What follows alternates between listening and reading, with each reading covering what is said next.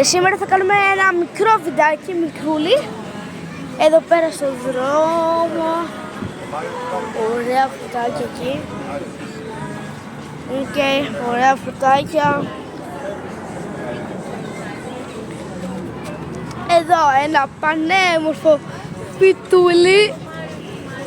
Το βλέπετε πως τεράστιο είναι. Και εδώ έτσι βλέπετε εδώ αυτοκίνητα, βρέχουμε βλέπετε εδώ να περνάνε αυτοκίνητα. Ζούμε για να ευνοώ τους λόγους για να μην φάω copyright, για να μην...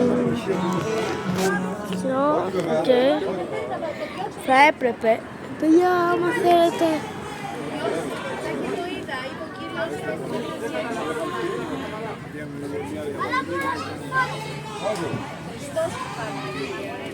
Να πάρω.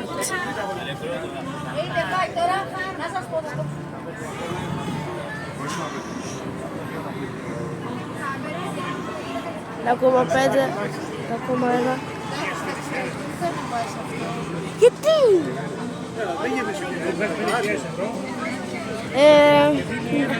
Ναι, παιδιά, είναι ένα μικρούλι βιντεάκι, περίπου στα 2 με 3 λεπτά. Οπότε ελπίζω να πατήσετε το κουμπί και η γραφική. Και τα λέμε σε επόμενο βίντεο. Bye. Περιμένετε να πάμε 2 λεπτά και το κλείνω, δεν ξέρω γιατί, απλά πάμε.